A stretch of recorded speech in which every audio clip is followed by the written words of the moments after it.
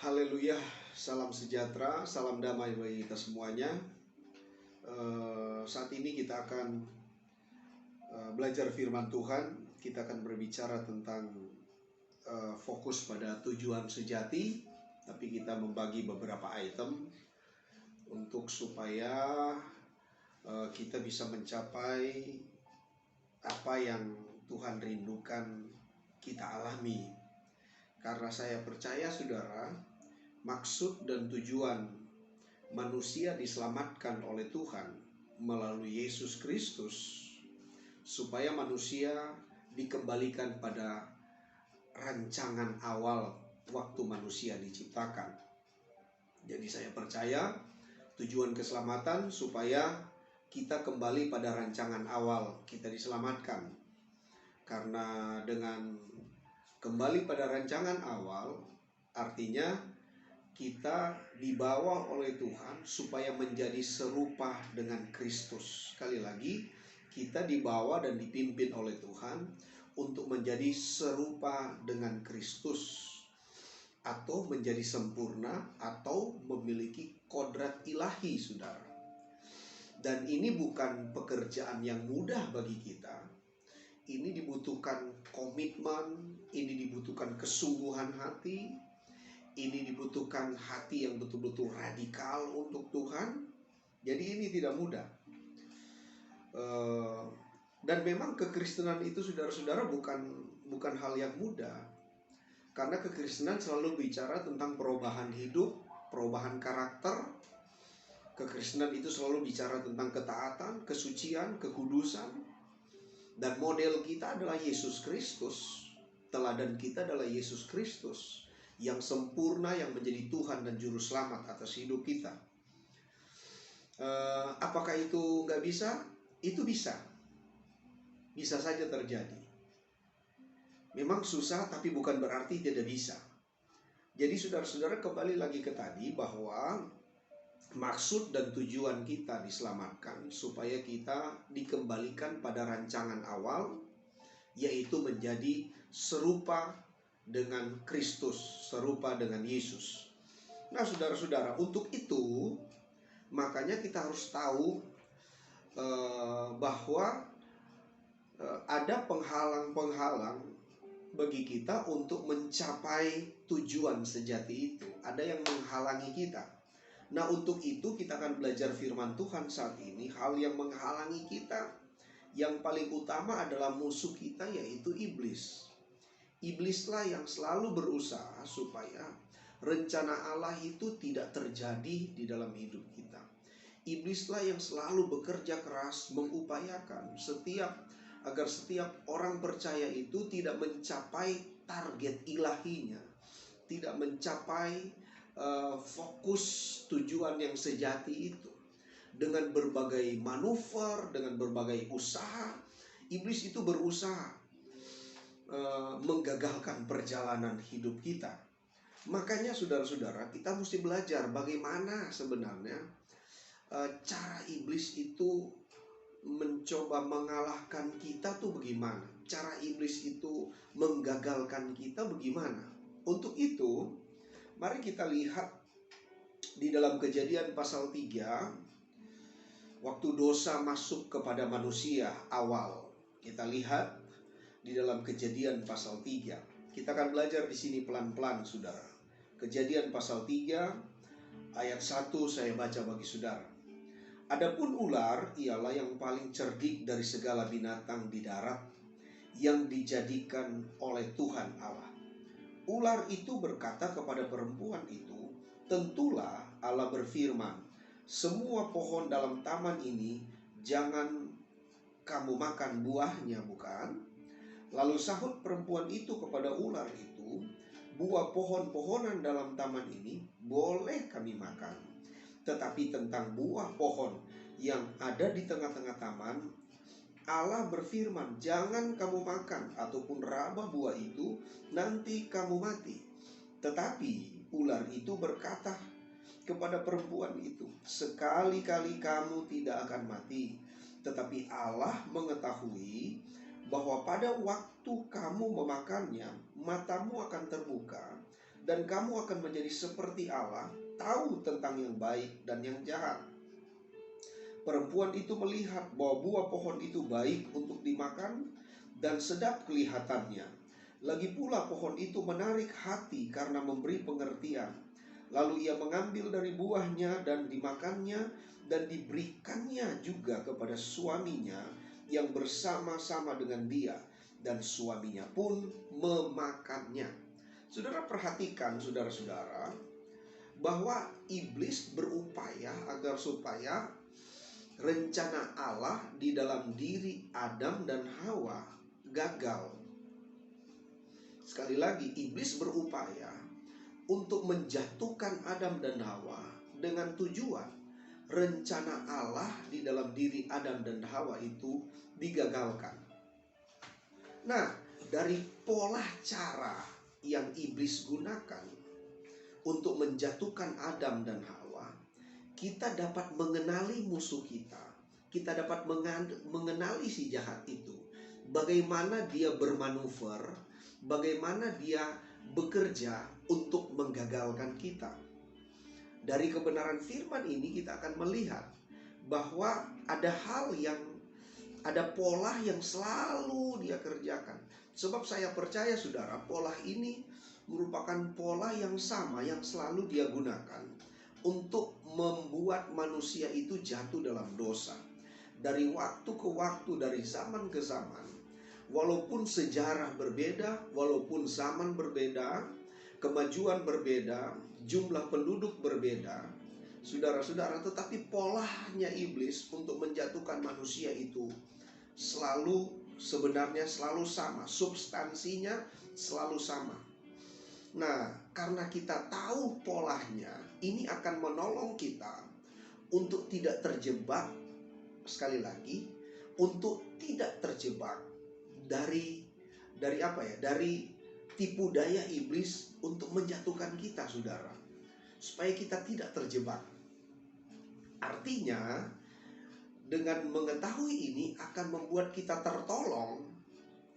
Kita tertolong untuk tetap terus berfokus pada tujuan penyelamatan atas hidup kita, yaitu menjadi serupa dengan gambar Allah.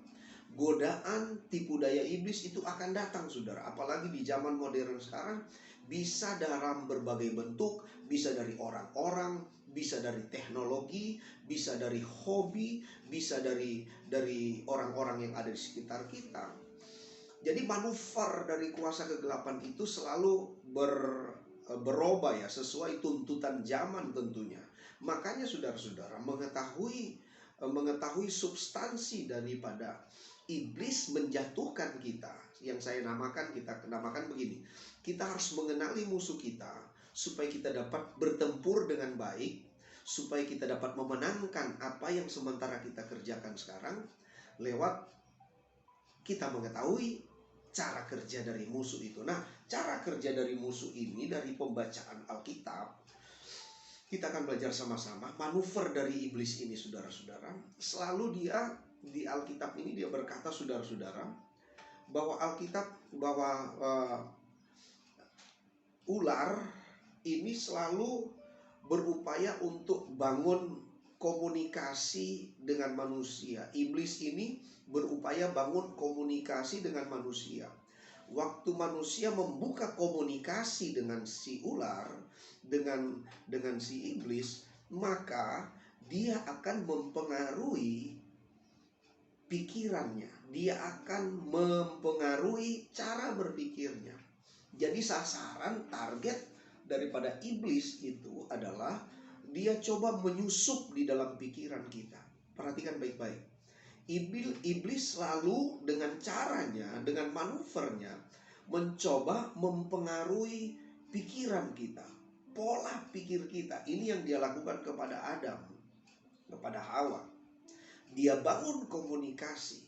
Waktu Hawa membuka komunikasi, waktu Hawa membuka pikirannya untuk apa yang dikatakan oleh ular itu, maka Hawa jatuh di dalam dosa. Jadi saudara-saudara, iblis selalu memancing untuk membuka pikiran kita. Karena apa? Karena dia ingin menaruh pikirannya di dalam pikiran kita. Karena dia ingin menaruh apa yang menjadi rencananya di dalam pikiran kita. Ini sangat apa saudara? Sangat cerdik. Sehingga saudara-saudara, manusia itu pun saudara-saudara tidak sadar bahwa itu merupakan satu kesalahan.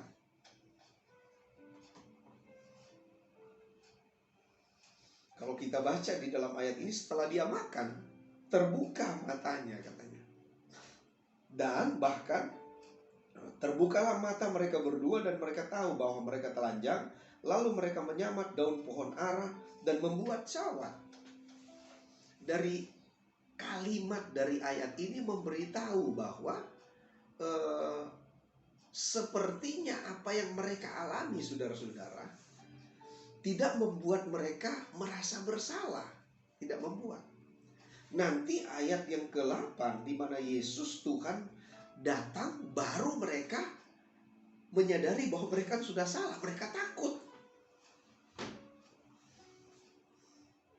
Jadi kita lihat di sini, iblis itu menyusup sedemikian halus di dalam pikiran Adam, di dalam pikiran Hawa, sehingga Hawa sendiri pun belum terlalu, dalam tanda kutip, belum terlalu menyadari bahwa apa yang dia lakukan itu salah.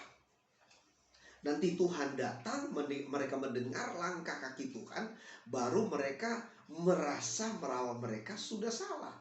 Baru mereka menyadari bahwa mereka sudah salah. Jadi saudara yang saya kasihi dalam Tuhan, ini merupakan pola dari iblis mencoba untuk menjatuhkan manusia. Dan saudara bisa lihat sejarah berjalan, bangsa-bangsa bertambah dan lain sebagainya, sejarah dan semakin maju dan semakin maju. Anda bisa melihat bahwa memang iblis mencoba memasuki pikiran manusia, sehingga manusia merasa dia yang paling benar, dia yang paling hebat. Terjadi peperangan, terjadi pembunuhan. Wah, begitu sangat-sangat sangat-sangat besar pengaruh daripada penyusupan iblis di dalam pikiran manusia, yang membuat manusia memberontak terhadap Allah. Nah, mulai saat itu manusia, kata kitab Roma pasal 3, manusia kehilangan kemuliaan Allah. Manusia berkurang kemuliaan Allah. Manusia menyusut kemuliaan Allah manusia. Jadi saudara-saudara yang saya kasihi dalam Tuhan, ini yang harus kita perhatikan sekarang. Di dalam hidup kita saat-saat ini, kita harus belajar bahwa iblis memiliki pola yang sama. Sekali lagi, iblis memiliki pola yang sama. Yang selalu dia serang, yang selalu dia susupi adalah pikiran kita. Coba perhatikan baik-baik ayat yang saya baca di dalam Kejadian pasal 3. Setelah pembicaraan dia dengan ular, ayat 6 dia berkata begini. Perempuan itu melihat bahwa buah pohon itu baik untuk dimakan dan sedap kelihatannya. Lagi pula pohon itu menarik hati karena memberi pengertian. Lalu ia mengambil dari buahnya dan dimakannya, dan diberikannya juga kepada suaminya yang bersama-sama dengan dia, dan suaminya pun memakannya. Perhatikan baik-baik saudara. Jadi akibat komunikasi, akibat pikiran daripada si ular ini sudah menyusup di dalam pikirannya Hawa, dia bisa melihat buah pengetahuan baik dan jahat itu menjadi baik. Bukan cuma menjadi baik, tetapi Alkitab katakan di sini menarik hati. bukan cuma baik untuk dimakan, tetapi menarik hati. Jadi apa yang ditanamkan oleh iblis ini dalam pikirannya, dia jadi berkembang menjadi keinginan mata. Waktu dia berkembang menjadi keinginan mata, dia berkembang menjadi nafsunya. Karena dia bilang begini, saudara-saudara, di ayat ini dia berkata dengan sangat jelas, dia kata, lagi pula pohon itu menarik hati. Karena apa, saudara-saudara? Memberikannya juga, lalu memberikan pengertian. Karena memberi pengertian, menarik hati karena memberi pengertian, saudara. Begitu sangat luar biasanya, begitu sangat begitu sangat terukur, begitu sangat efektif, begitu sangat licinnya iblis menyusup di dalam pikiran dan mengubah Adam dan Hawa itu untuk tertarik melakukan apa yang dilarang oleh Tuhan, yaitu makan buah pohon pengetahuan baik dan jahat. Padahal pohon-pohon yang ada di sekitarnya semuanya baik untuk dimakan. Itu terbukti di dalam Kejadian pasal 2. Saya baca bagi saudara, dia berkata begini, saudara. Sangat luar biasa ini.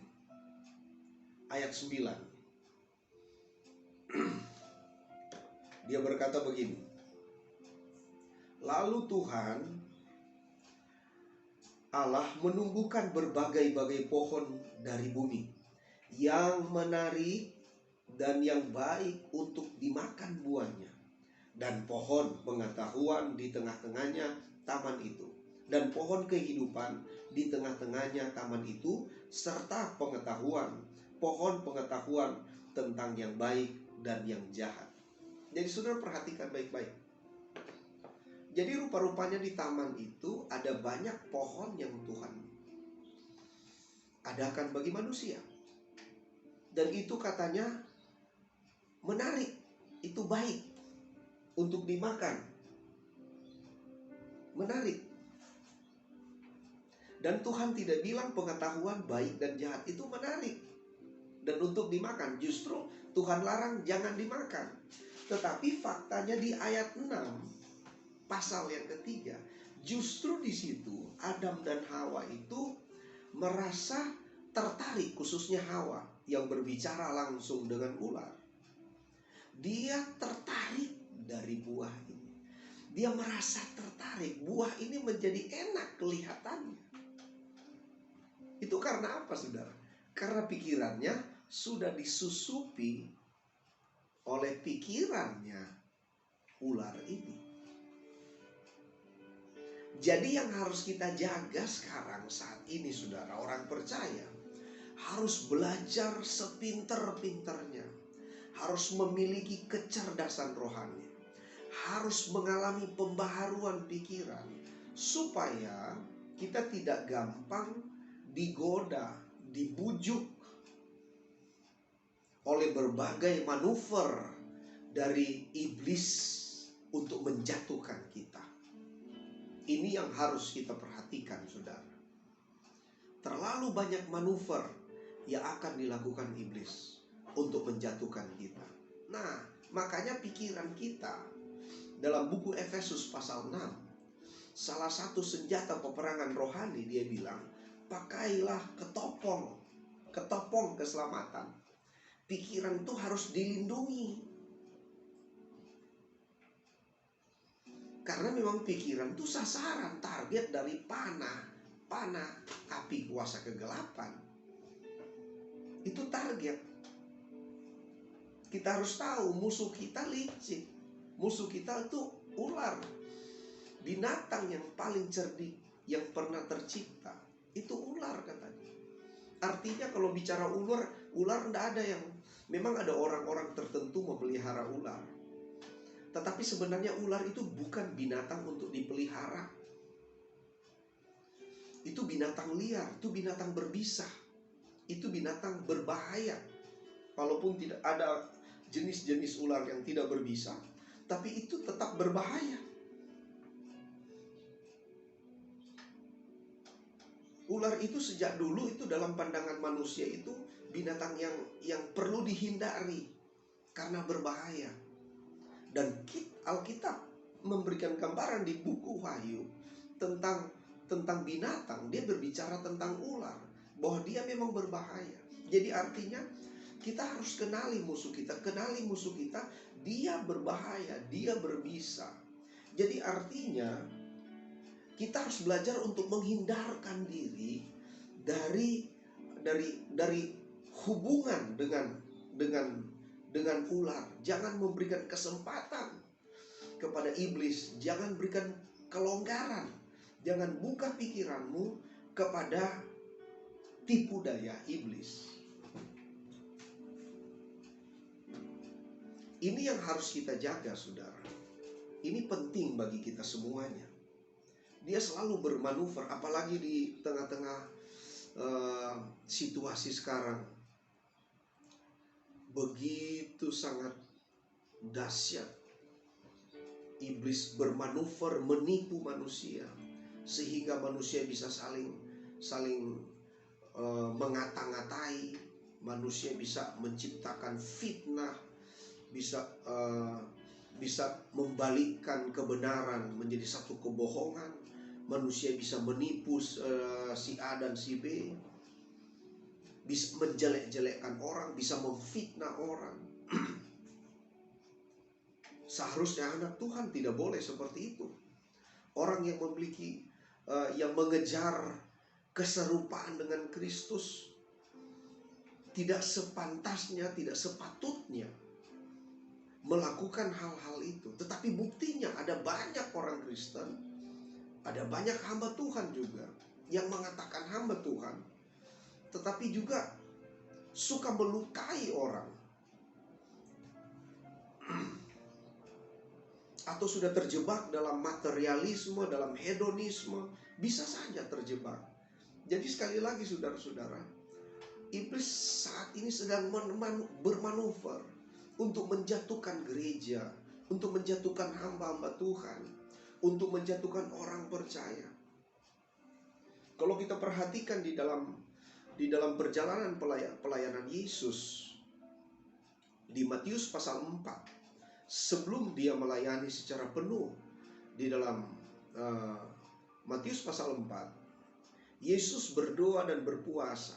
Yesus berpuasa 40 hari 40 malam. Saat dia lapar, dikunjungi oleh si bolis ini, si iblis ini.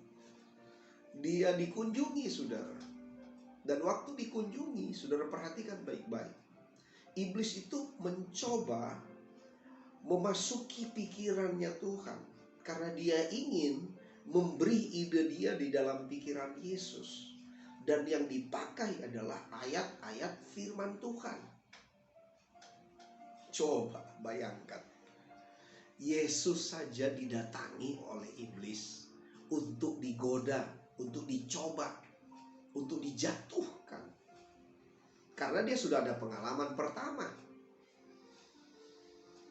Dia berhasil menjatuhkan Adam yang pertama lewat Hawa di Taman Eden. Dia berpikir dia bisa juga menjatuhkan Adam yang kedua yang bernama Yesus. Tapi luar biasa, Yesus tidak memberikan peluang. Yesus konfrontasi dengan kebenaran. Yesus lawan dengan kebenaran. Artinya dia tidak buka pikirannya untuk dimasuki dengan kebenaran yang diplesetkan oleh iblis. Makanya saya mendorong orang-orang percaya mesti punya kecerdasan rohani. Karena rupa-rupanya iblis juga bisa menggunakan ayat-ayat untuk menjatuhkan kita. Bisa menggunakan firman Tuhan. Ayat yang ada di dalam Alkitab ini rupa-rupanya diketahui oleh iblis, dan iblis menggunakannya untuk menjatuhkan Yesus. Kalau dia berani melakukannya kepada Yesus, dia juga berani, bahkan bisa saja dia menjatuhkan kita, gereja Tuhan. Sekali lagi, kenalilah musuhmu, maka engkau akan memenangkan pertempuranmu. Kita kenali, kita tahu, oh iblis cara kerjanya seperti ini ya. Kita langsung tahu. Makanya Tuhan memberikan dorongan di dalam Roma pasal yang ke-12 kepada orang percaya. Roma pasal 12, dia bilang begini, ayat yang kedua. Janganlah kamu menjadi serupa dengan dunia ini, tetapi berubahlah oleh pembaharuan budimu, sehingga kamu dapat membedakan manakah kehendak Allah, apa yang baik, yang berkenan kepada Allah, dan yang sempurna. Tuhan memberitahu di dalam ayat Roma pasal 12, dalam rangka kita bisa, dalam rangka supaya kita tidak terjebak dari cara kerja iblis yang menyusup di dalam pikiran kita. Firman Tuhan memberitahu caranya. Berubahlah oleh pembaharuan budimu. Jadi pikiran ini harus terus diupdate. Pikiran ini harus terus dibaharui. Pikiran ini harus terus diolesi, dibersihkan oleh firman Allah, dibaharui oleh pembaharuan budi, supaya engkau cerdas rohanimu. Baharuilah pikiranmu dengan firman Tuhan, dengan Injil. Berikan waktu-waktu khusus untuk benar-benar menggeluti firman Tuhan, untuk benar-benar untuk mengeksplor kebenaran. Minta